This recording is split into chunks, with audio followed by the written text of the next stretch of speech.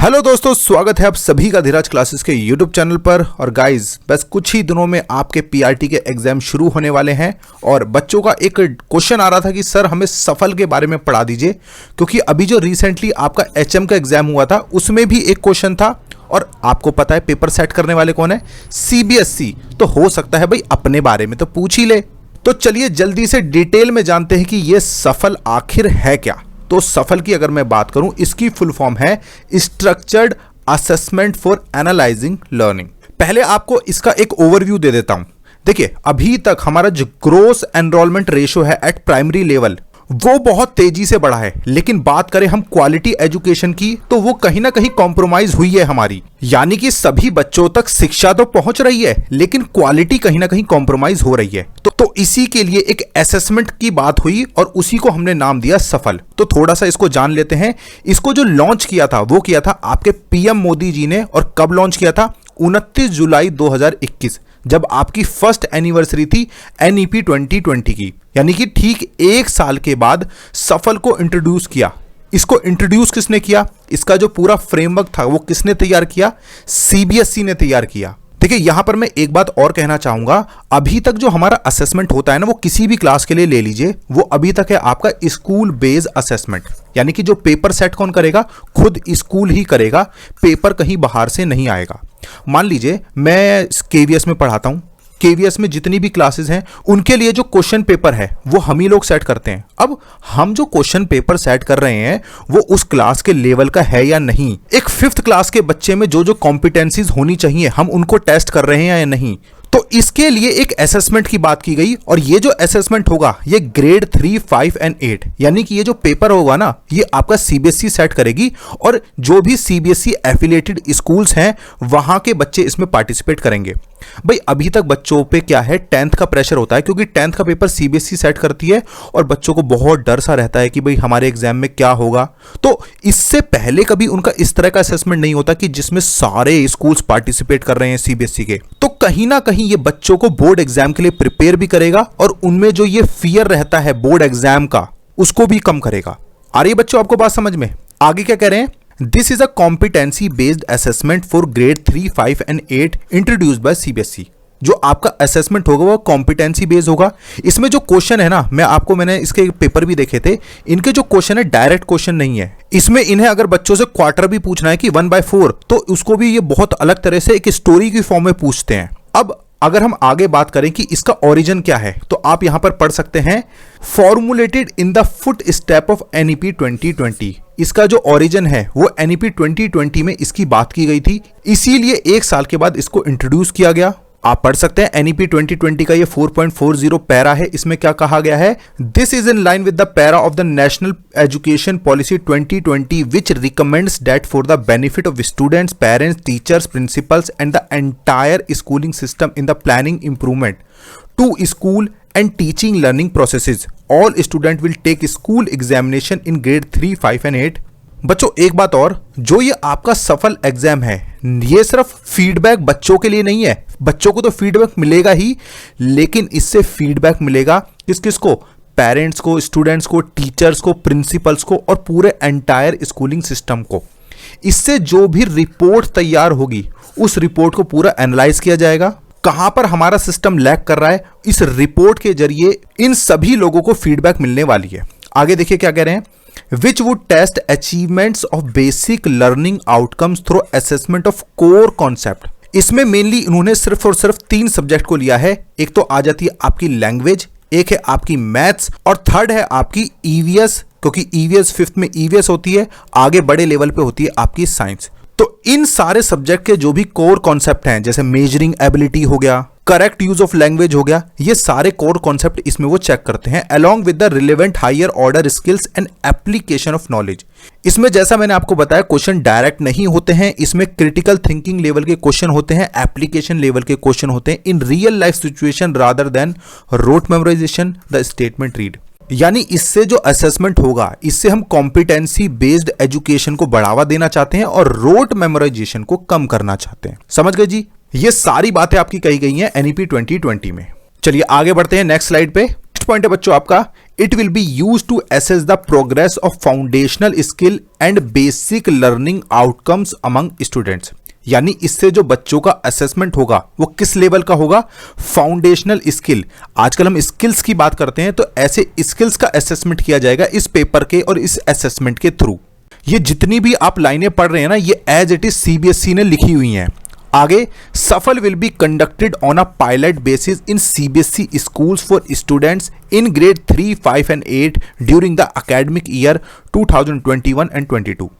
यानी कि ये जो सफल है ये कैसे कंडक्ट किया जाएगा, ऑन अ पायलट बेसिस। देखिए, पायलट बेसिस का मतलब होता है कि जब बहुत बड़े लेवल पे स्टार्टिंग में नहीं होगा, जब बहुत बड़े लेवल पर इंट्रोड्यूस करने से पहले हम एक छोटे लेवल पर उसको टेस्ट करते हैं ना, तो उसको हम कहते हैं पायलट बेसिस पर इसको कंडक्ट किया जाएगा।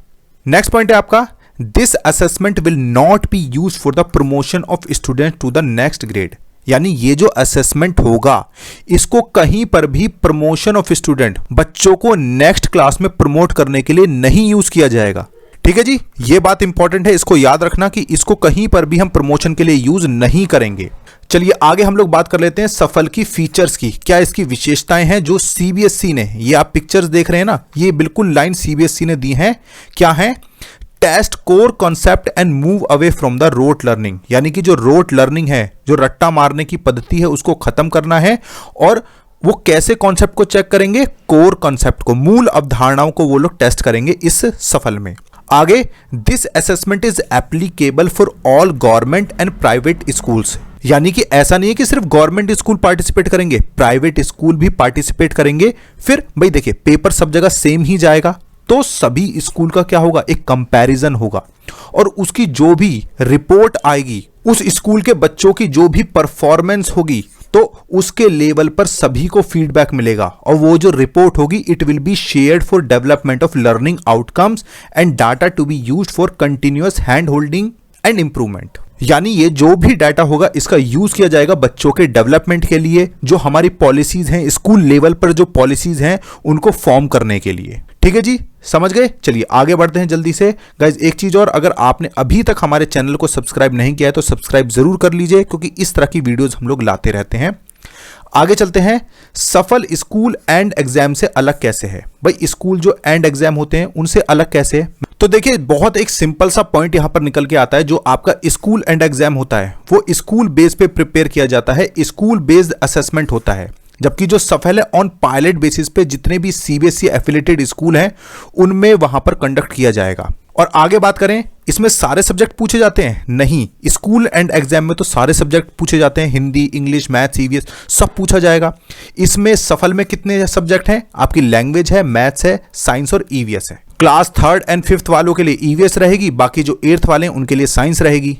तो पहला पॉइंट क्लियर हो गया। सेकंड पॉइंट देखिए, major school and student performance. सफल से हम किस चीज को टेस्ट करेंगे? Measuring school and student performance. सभी के लिए फीडबैक मिलने वाला है इस सफल असेसमेंट से।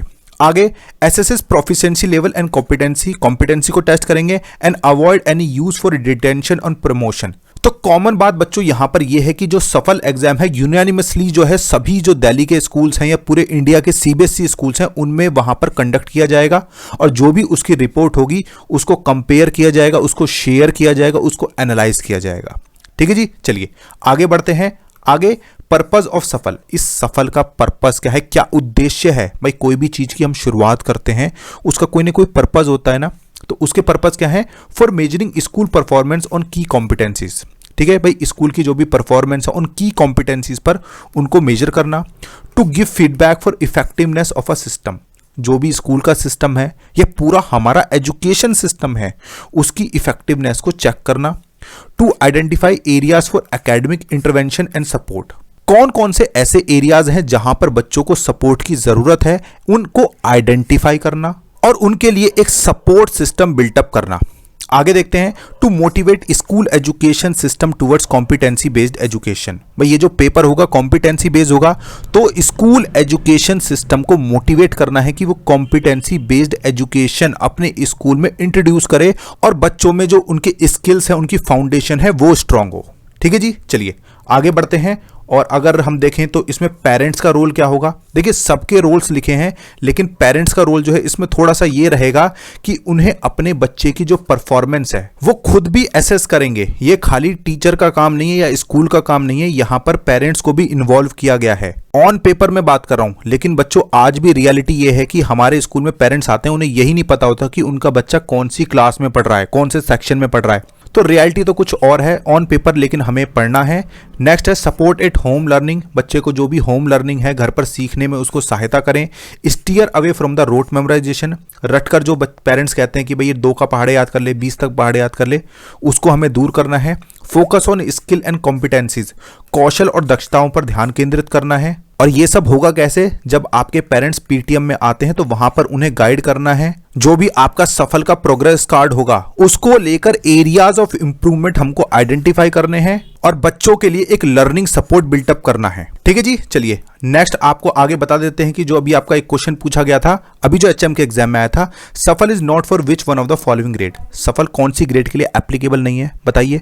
मैंने आपको बताया 3, 5 एंड 8 में होगा। कौन सी ग्रेड में नहीं होगा? ग्रेड 6 में नहीं होगा। यहां पर आपका स्कूल एंड एग्जाम होगा, स्कूल एंड असेसमेंट यहां पर किया जाएगा। एक ही क्वेश्चन था और भी बहुत सारे क्वेश्चन इसमें से बन सकते हैं, जैसे कि सफल को लॉन्च कब किया गया था, सफल को किसने लॉन्च किया था, सफल को इंट्रोड्यूस किसने किया था, सफल में कौन कौन से सब्जेक्ट पूछे जाते हैं। तो इस तरह के बहुत सारे एमसीक्यूज क्वेश्चन यहां पर बन सकते हैं। हालांकि ये सारे पॉइंट्स हम लोग कवर अप कर चुके हैं। सो गाइज, अगर आपको सेशन अच्छा लगा है तो प्लीज लाइक कर दीजिए और कमेंट करके जरूर बताइए। Thank you so much guys.